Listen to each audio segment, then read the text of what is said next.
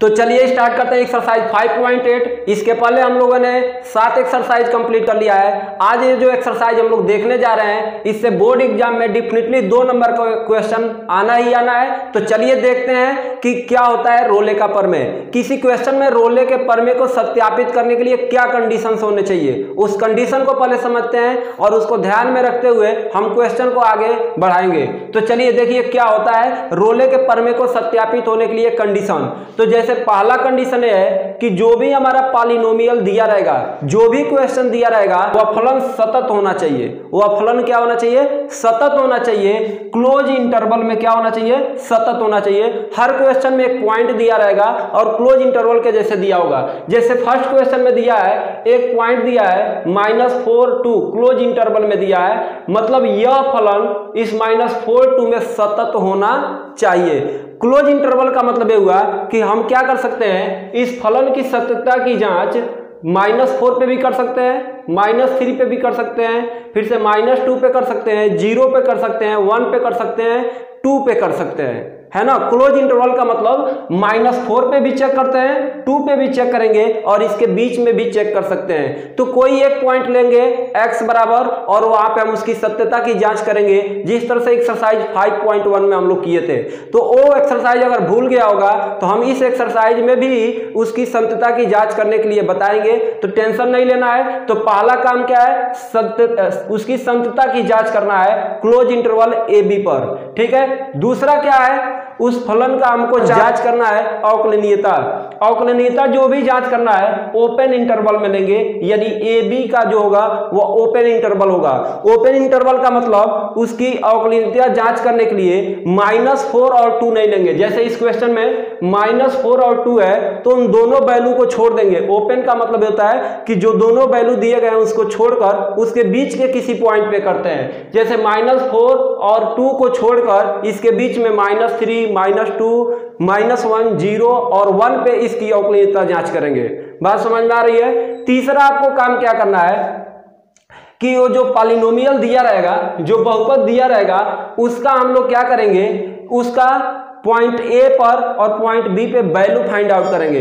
अगर दोनों वैल्यू बराबर आ जा रहा है तो अब हम क्या करेंगे, आगे स्टेप बढ़ाएंगे। मतलब ऊपर के 3 स्टेप अगर कंप्लीट हो जा रहे हैं, मतलब फलन सतत हो जा रहा है, फलन अवकलनीय हो जा रहा है और फलन का मान A और B पर बराबर आ जा रहा है, तब हम रोले के प्रमेय को सत्यापित करेंगे। रोले के प्रमेय के अनुसार हम लोग क्या करेंगे, चौथा काम, ये जो पॉलिनोमियल है उसका हम करेंगे एक बार अवकलन, मतलब f' निकालेंगे और जहां जहां x है वहां वहां पे c कर देंगे और बराबर 0 कर देंगे। मतलब f' बराबर क्या करेंगे, 0, और c का वैल्यू कुछ ना कुछ प्राप्त होगा। और जो c का वैल्यू होगा डेफिनेटली जो दिया गया इंटरवल है उसके ओपन इंटरवल के बीच में ही आएगा। ध्यान समझिए, उसके ओपन इंटरवल के बीच में ही आएगा, मतलब -4 और 2 नहीं आएगा, इसके बीच का कोई वैल्यू आएगा। क्वेश्चन के हिसाब से समझते हैं, कैसे समझेंगे। दिया है फलन f(x) बराबर x² + 2x - 8 x belongs to close interval -4 2 के लिए रोले के प्रमेय को सत्यापित कीजिए। तो बहुत सिंपल है, क्लोज इंटरवल -4 2 पे है तो इसकी सत्यता की जांच करेंगे, यानी फलन सतत है कि नहीं है। तो फलन की सत्यता की जांच करने के लिए हम लोग क्या करेंगे, -4 पे भी कर सकते हैं, 2 पे भी कर सकते हैं, उसके बीच में किसी नंबर पे भी कर सकते हैं। तो हम किसी बीच में किसी नंबर पे ले रहे हैं, वह नंबर मान लीजिए हम ले रहे हैं -3 पर, तो हम इसके बीच में एक नंबर ले रहे हैं -3, उस पे इसकी सत्यता की जांच कर रहे हैं। तो उसकी सत्यता की जांच करेंगे तो ये हो जाएगा, लेफ्ट हैंड लिमिट ज्ञात करते हैं। तो लेफ्ट हैंड लिमिट ज्ञात करेंगे तो लिमिट लिखेंगे, लिमिट x टेंड्स टू -3 और इसका लेफ्ट, और लिखेंगे फंक्शन x² + 2x - 8। अब जहां जहां पे x है वहां वहां पे लिखेंगे -3 - h और लिखेंगे लिमिट h टेंड्स टू 0। तो देखिए x के जगह पर रखेंगे -3 - h प्लस यहाँ पे भी x के जगह पर रखेंगे -3 - h और यहाँ पे -8। अब जहां जहां h है वहां वहां पे हम रख देंगे वैल्यू 0। तो 0 रखेंगे तो ये क्या हो जाएगा, -3 - 0 का स्क्वायर 2, और ये हो जाएगा -3 -0 और -8। सिंप्लीफाई करते हैं, -3 का स्क्वायर हो जाएगा 9 और यहाँ पे -2 का -3 में मल्टीप्लाई करेंगे तो -6 और यहाँ से -8 और सिंप्लीफाई करते हैं देख रहे हैं कि ये हो जाएगा -6 -8 -14 और 9 सब्ट्रैक्ट करेंगे तो -5, यानी इसको इक्वेशन फर्स्ट बनाएंगे लेफ्ट हैंड लिमिट का वैल्यू। ऐसे ही राइट हैंड लिमिट निकालेंगे तो लिमिट x टेंड्स टू -3 का पॉजिटिव और लिखेंगे x² + 2x - 8। यहाँ से क्या करेंगे लिमिट h टेंड्स टू 0 और यहाँ पे x के जगह पर रखेंगे 3 + h -3 + h और यहाँ पे x के जगह पर रखेंगे -3 + h -8। अब हम क्या करते हैं h के जगह पर रखते हैं 0 तो ये हो जाएगा -3 + 0 का स्क्वायर प्लस 2 और ये हो जाएगा -3 + 0 का और ये हो जाएगा -8। यहाँ से और सिंप्लीफाई करते हैं -3 का स्क्वायर होगा 9 -3 और 2 का मल्टीप्लिकेशन करेंगे तो ये होगा -6 और इसको जब सिंप्लीफाई करेंगे तो ये आ जाएगा आपका -5। ये हो जाएगा इक्वेशन 2। अब समीकरण 1 व 2 से देख रहे हैं कि लेफ्ट हैंड लिमिट और राइट हैंड लिमिट दोनों का वैल्यू क्या रहा है -5, मतलब फलन क्या हो गया सतत हो गया। एक चीज हम लोग जांच कर लिए कि फलन क्या हो गया सतत हो गया। अगर फलन सतत है तो अवकलनीय है, ठीक है, तो हम क्या लिख देंगे वैसे लैंग्वेज में लिख देंगे कि यह फलन -4 2 पर अवकलनीय है। यहाँ पे क्लोज इंटरवल लिखना है और यहाँ पे क्या लिखना है, यहाँ पे ओपन इंटरवल लिखना है, यहाँ पे क्लोज इंटरवल लिखना है, तो लिख देंगे यह फलन -4 2 पर अवकलनीय है। फिर से हम लोग तीसरा काम क्या करते हैं f(a) = f(b), मतलब इस फंक्शन में जहां जहां x है वहां पे -4 रखेंगे। -4 को बोलते हैं a और 2 को क्या बोलेंगे b, तो ये हो जाएगा a बराबर रखेंगे -4 तो ये हो जाएगा f(a), मतलब -4 रखना है बराबर किसके होना है f(2) के। तो यहाँ x के जगह पर -4 रखेंगे तो -4 का स्क्वायर प्लस 2 और x के जगह पर रखेंगे -4 -8, ठीक है। फिर x के जगह पर बराबर क्या रखेंगे 2 का स्क्वायर, यहाँ पे 2 तो 2 का स्क्वायर प्लस 2 × 2 -8। सिंप्लीफाई करेंगे ये हो जाएगा 16, ये हो जाएगा -8 और 16 में से -8 करेंगे तो 0। यहाँ पे 4 4 होगा 8 और 8 में 60 घटाएंगे तो 0, मतलब f(a) = f(b). तो तीनों चीज अगर सत्य हो जा रहा है, तो रोले के प्रमेय के अनुसार एक पॉइंट C -4 और 2 के ओपन इंटरवल के बीच में ऐसा होगा जिसका, तो रोले के प्रमेय के अनुसार एक x बिलोंग्स टू क्या करेगा -4 और 2, तो हम लोग क्या करेंगे जो फंक्शन दिया गया है उसका एक बार अवकलन ज्ञात करेंगे। तो अवकलन ज्ञात करते हैं तो f(x) बराबर दिया है x² + 2x - 8, तो f(x) का अवकलन करेंगे तो f' और ये हो जाएगा x² का अवकलन 2x और 2x का अवकलन होगा 2। अब हम क्या करेंगे जहां जहां x है वहां पे c रखते हैं, तो f' बराबर हो जाएगा 2c + 2 और रोले के प्रमेय के अनुसार f' क्या होना चाहिए 0, मतलब 2c + 2 बराबर कर देंगे 0, तो 2 उधर जाएगा तो -2, 2 से 2 कैंसिल हो जाएगा तो c बराबर -1। अब ये जो c बराबर -1 है ये चेक कीजिए क्या -4 और 2 के बीच में है कि नहीं है, तो -4 और 2 के बीच में क्या आता है -1 आता है। इसका मतलब रोले का प्रमेय सत्यापित है। सेकेंड क्वेश्चन में 3 पार्ट दिया है। पहला पार्ट दिया है f(x) = ग्रेटेस्ट इंटीजर फंक्शन दिया है x के लिए x belongs to close interval 5 और 9 है, तो हमको चेक करके बताना है क्या इसमें रोले के प्रमेय सत्यापित है कि नहीं है। तो हम लोग पहले क्या करेंगे, पहले फर्स्ट क्वेश्चन को सॉल्व करते हैं। पहले हम लोग क्या करेंगे देखेंगे फलन सतत है कि नहीं है। अगर फलन सतत है तो अवकलनीय है कि नहीं है, और अवकलनीय है तो क्या f(a) = f(b) आ रहा है कि नहीं। तीनों अगर सेटिस्फाई हो रहा है तब रोले का प्रमेय सत्यापित होगा, नहीं तो नहीं होगा। तो हम लोग करते हैं, पहले देखते हैं फर्स्ट क्वेश्चन दिया है f(x) = ग्रेटेस्ट इंटीजर फंक्शन दिया है, महत्तम पूर्णांक दिया है x और क्लोज इंटरवल क्या दिया है 5 और 9, मतलब ये हो जाएगा आपका a और ये हो जाएगा आपका b, मतलब f(a) और f(b) निकालने के लिए। तो सबसे पहले हम लोग चेक करते हैं, सत्यता की जांच करते हैं। तो लिखेंगे लिमिट x टेंड्स टू, किस पे जांच करेंगे तो 5 पे भी कर सकते हैं, 9 पे भी कर सकते हैं, इसके बीच में किसी नंबर पे भी कर सकते हैं। तो हम क्या कर रहे हैं कि इसके बीच में कोई नंबर x बराबर हम 4 ले रहे हैं, ठीक है, यानी x बराबर 4 पर हम चेक कर दे रहे हैं। तो ये हो जाएगा लिमिट लेफ्ट हैंड लिमिट ज्ञात कर रहे हैं, यहाँ पे लिखेंगे limit left hand limit x tends to 4 negative और फंक्शन क्या दिया है यक्स। अब यहाँ पे देखिए क्या हो जाएगा, यहाँ पे हो जाएगा लिमिट यक्स को क्या लिखेंगे यच टेंड्स टू 0 और यहाँ पे यक्स के जगह पर रखेंगे क्या लेफ्ट हैंड लिमिट है तो यहाँ पे लिखेंगे कितना 4 पे चेक कर रहे हैं तो 4 माइनस एच।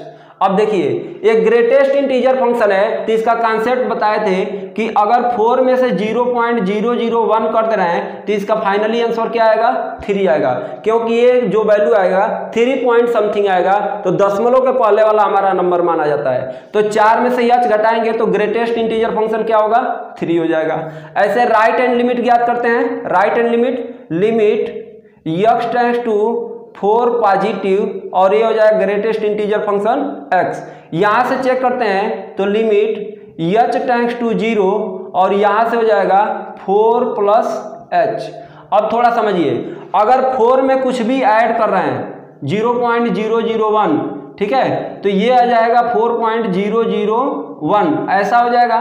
तो दशमलव के पहले जो होता है वो आपका आंसर होता है, तो 4 में कुछ भी छोटा सा नंबर जोड़ेंगे तो आंसर क्या आएगा 4। इसको इक्वेशन फर्स्ट बना रहे हैं, इसको सेकंड तो लिखेंगे समीकरण 1 व 2 से क्या हो जाएगा left hand limit not equal to right hand limit. अगर जो पहले ही हम देख रहे हैं फलन सतत नहीं है तो इस क्वेश्चन में रोले का प्रमेय सत्यापित नहीं होगा, तो लिखेंगे इसमें रोले का प्रमेय सत्यापित नहीं है। ऐसे इसके सेकंड पार्ट को चेक कर लेते हैं, तो सेकंड पार्ट को आप लोग चेक कीजिएगा, इसका थर्ड पार्ट हम चेक करके बता रहे हैं।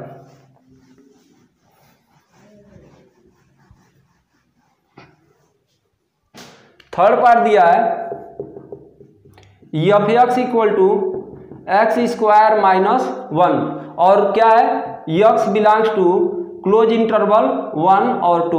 हम लोग क्या करेंगे यक्स बराबर चाहे 1 पर चेक कर लें चाहे 2 पर, चाहे 1 और 2 के बीच में 0 आता है उस पर भी चेक कर सकते हैं। चलिए इस बार यक्स बराबर 1 पर कर लेते हैं, तो लिखेंगे लेफ्ट हैंड लिमिट लिखेंगे limit x tends to 1 negative और फंक्शन क्या है यक्स स्क्वायर माइनस 1। वैल्यू रखते हैं लिमिट यच टेंड्स टू 0 और यहाँ पे यक्स के जगह पर क्या रखेंगे 1 माइनस यच का स्क्वायर माइनस 1। सिंप्लीफाई करते हैं, जब 0 रखेंगे तो ये हो जाएगा 1 माइनस 0 का स्क्वायर माइनस 1। सिंप्लीफाई करेंगे तो आंसर आएगा 0, क्योंकि 1 में से 0 घटाएंगे 1 का स्क्वायर 1 में से 1 घटेगा तो 0। यहां से राइट हैंड लिमिट ज्ञात करते हैं, राइट हैंड लिमिट तो लिखेंगे limit x tends to 1 positive और ये हो जाएगा क्या एक्स स्क्वायर माइनस 1। फिर लिखेंगे लिमिट यच टेंड्स टू 0 और ये हो जाएगा 1 प्लस यच का स्क्वायर माइनस 1। यहाँ से यच बराबर रखेंगे 0 तो 1 प्लस 0 उसका स्क्वायर माइनस 1 और फिर सिंप्लीफाई करेंगे तो ये हो जाएगा 0।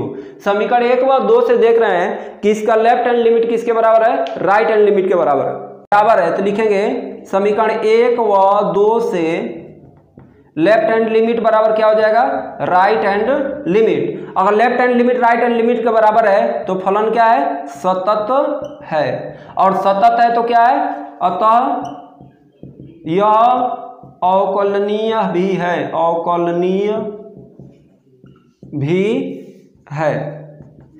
फलन सतत भी है और क्या हो जाएगा अवकलनीय भी हो जाएगा। तीसरा काम आपका क्या होता है चेक करना है एफ ऑफ ए बराबर एफ ऑफ बी। तो आपको बताया है ये जो प्रथम होता है इसको ए बोलते हैं, इसको हम बी बोलते हैं। तो यहाँ पे चेक करते हैं, चेक करेंगे कैसे इस फंक्शन में रखेंगे तो रखेंगे f of 1 equal to f of 1 equal to निकालेंगे 1 रखेंगे तो 1 का स्क्वायर माइनस 1 हो जाएगा, तो 1 का स्क्वायर माइनस 1 बराबर 0। और यहां से देख रहे हैं 2 रखेंगे तो एफ होगा 2 का स्क्वायर माइनस 1 इक्वल टू 3। तो हम देख रहे हैं f of 1 not equal to क्या है एफ ऑफ 2, क्योंकि 0 3 के बराबर नहीं हो सकता है। मतलब तीनों में एक कंडीशन भी अगर सेटिस्फाई नहीं होता है तो रोले का प्रमेय सत्यापित नहीं होगा। तो क्या लिखेंगे कि चूंकि f of 1 not equal to f of 2 अतः रोले का प्रमेय सत्यापित नहीं है, अतः रोले का प्रमेय सत्यापित नहीं होगा। ठीक है, ऐसे हम लोग क्वेश्चन को सॉल्व करेंगे। सॉल्व करने का तरीका आसान है, एक बार ठीक तरीके से समझेंगे तो आपको इजीली सब कुछ समझ में आ जाएगा। तो नोट कीजिए और देखते हैं क्वेश्चन थर्ड क्वेश्चन दिया है, यदि f क्लोज इंटरवल दिया है -5 बिलोंग्स टू R एक सतत फलन है। तो क्वेश्चन में पहले ही बोल दिया है फलन सतत है। फलन सतत है मतलब अवकलनीय भी है। ठीक है, और यदि f डैश x किसी भी बिंदु पर शून्य नहीं होता है, f डैश x किसी भी बिंदु पर शून्य नहीं होता है, तो सीध कीजिए f of -5 not equal to f of 5। बहुत सिंपल है, चेक करेंगे, लिखेंगे चूंकि फलन सतत है अतः यह अवकलनीय भी है। फिर से हम लोग f डैश सी की बात करेंगे, तो ये फार्मूला है जिसको आपको याद रखना है। f डैश सी बराबर होगा f of b minus F of a upon b minus A. Value रखते हैं यहाँ, तो b के जगह पर रखेंगे 5 और a के जगह पर रखेंगे -5। इसको बोलते हैं a और इसको बोलते हैं b। तो यहाँ पे हो जाएगा f of 5 minus F of -5। यहाँ पे हो जाएगा कितना, b के जगह पर 5 और a के जगह पर हो जाएगा -5। माइनस माइनस हो जाएगा प्लस, तो ये हो जाएगा +10। तो 10 इधर हो जाएगा, सभी वैल्यू को ऐसे रहने देंगे। 10 डिवीजन में इधर मल्टीप्लिकेशन हो जाएगा। 10 एफ डैश सी बराबर हो जाएगा F of 5 minus F dash F of -5। और चूंकि क्वेश्चन में बोल रहा है यह शून्य नहीं है, मतलब एफ डैश सी 0 नहीं है, तो ये नॉट इक्वल टू जब 0 करेंगे तो ये भी नॉट इक्वल टू 0 हो जाएगा। अब क्या करेंगे, माइनस एफ ऑफ 5 को मैं उधर लेकर जाऊंगा, तो ये हो जाएगा क्या, f ऑफ 5 बराबर f ऑफ -5।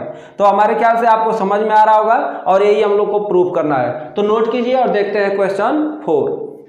कभी भी मध्यमान पद में सत्यापित करना होगा तो आपको एक ही काम करना है। काम ये करना है, देखना है फलन सतत और अवकलनीय है कि नहीं है। सतत और अवकलनीय जब हो जाएगा तो आपको सिंपल एक काम करना है, एफ डैश सी बराबर करना है F of B minus F of A upon B minus A. इसको याद रखिए, इसको हम इस कंडीशन को अप्लाई करेंगे। अगर ये कंडीशन अप्लाई होता है तो सी का कोई ना कोई वैल्यू आएगा, और वह जो सी का वैल्यू आएगा वह हमेशा 1 और 4 के बीच में आएगा, मतलब गिवन इंटरवल यानी ए बी के बीच में आएगा। ठीक है, तो चलिए करते हैं सॉल्व। कैसे करेंगे, तो आप लोग को काम ये है कि सबसे पहला आप लोग क्या करेगा, इसकी सततता की जांच और अवकलनीयता की जांच कीजिएगा। कैसे करेंगे इसके पहले हम लोग क्वेश्चन में देखे हैं, तो लिख देंगे हम इस बार डायरेक्ट लिख रहे हैं। चूंकि फलन सतत और अवकलनीय है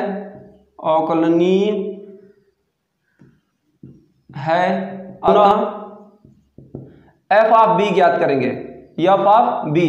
तो एफ ऑफ बी का मतलब क्या हुआ, 4 ज्ञात करना है, हमको 4 ज्ञात करना है। तो रखते हैं 4 का स्क्वायर माइनस 4 इंटू 4 -3, ये हो जाएगा 16 माइनस 16 -3 हो जाएगा इतना, और ये हो जाएगा कितना, -3।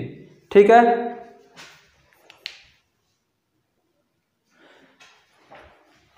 हो जाएगा कितना, -3। अब हम ज्ञात करते हैं f ऑफ 1, मतलब f ऑफ b हो गया। तो ये 1 ज्ञात करेंगे, तो ये हो जाएगा 1 का स्क्वायर -4 इंटू 1 -3, ये हो जाएगा कितना, 1 - 4 -3, और ये हो जाएगा -3 - 4 -7, 1 में सब्ट्रैक्ट करेंगे तो ये हो जाएगा -6। ये वैल्यू हो गया।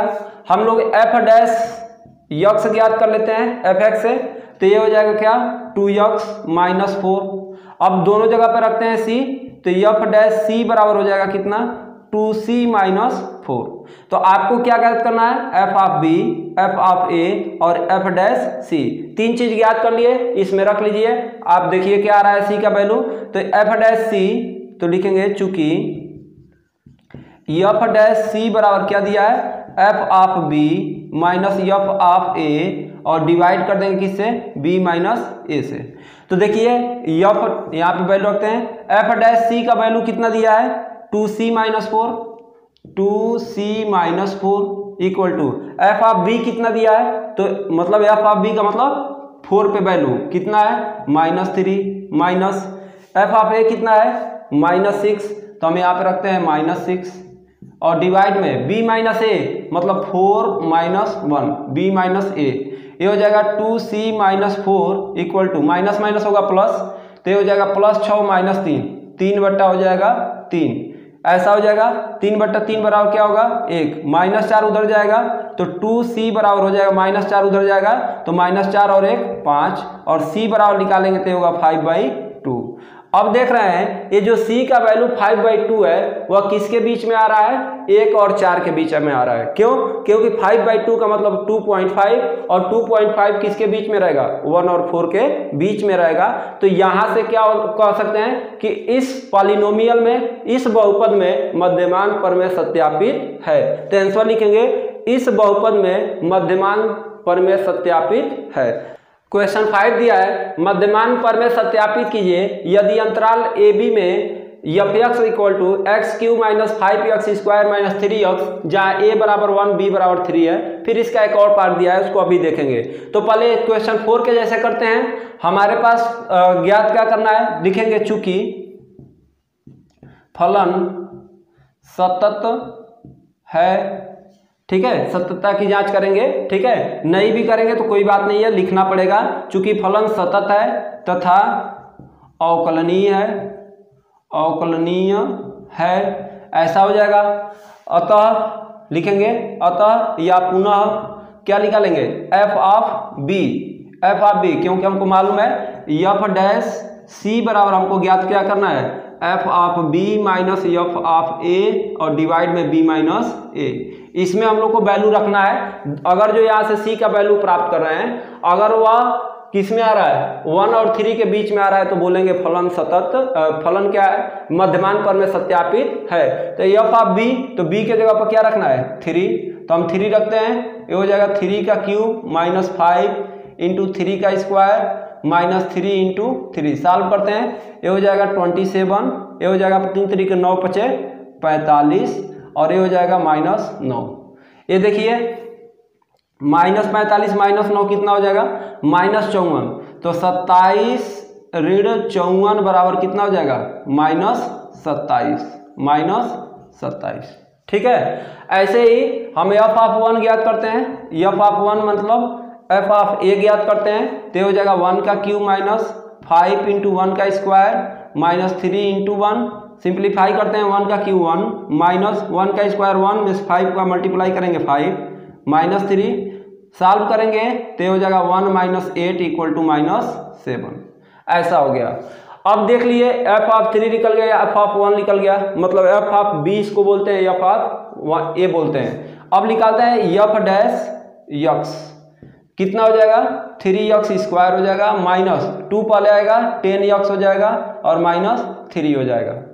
अब हम यहाँ पे c रखते हैं, f डैश c बराबर हो जाएगा 3c square minus 10c minus 3। हम इस फार्मूले में अब रख लेते हैं। हमारा यही काम होता है कि f of b, f of a और f डैश c ज्ञात करना। तीनों ज्ञात कर लीजिए यहाँ पर और तीनों वैल्यू को उसमें रखते हैं। तो लिखेंगे चूंकि f डैश c बराबर होता है f of b minus f of a और डिवाइड में हो जाएगा b माइनस a, रखते हैं। ये हो जाएगा 3c square minus 10c minus 3, f of b मतलब f ऑफ 3 का value minus 27 minus f of 1 का वैल्यू माइनस 7 और यहाँ से b माइनस a, b कितना दिया है 3 माइनस 1। यहाँ से सिंप्लीफाई करते हैं, ऊपर देखिए क्या हो जाएगा, माइनस माइनस होगा प्लस, तो ये हो जाएगा minus 20/2 equal to minus 10। Minus 10 को इधर लेकर आते हैं तो 3c square minus 10c minus 3 और प्लस 10 हो जाएगा इक्वल टू हो जाएगा 0।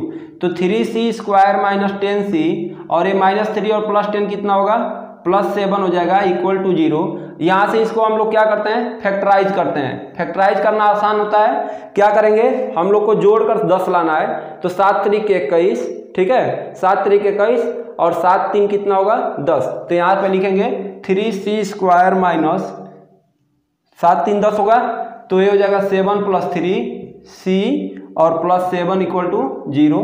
3c square minus 7c minus 3c plus 7 minus 7c, plus minus minus 3c plus 7 equal to 0। Common क्या होगा यहाँ पे, c कॉमन हो जाएगा, क्या हो जाएगा यहाँ पे 3c माइनस 7 होगा, माइनस 1 कॉमन हो जाएगा, यहाँ पे होगा 3c माइनस 7 इक्वल टू 0। ये हो जाएगा c माइनस 1 और एक हो जाएगा 3c माइनस 7।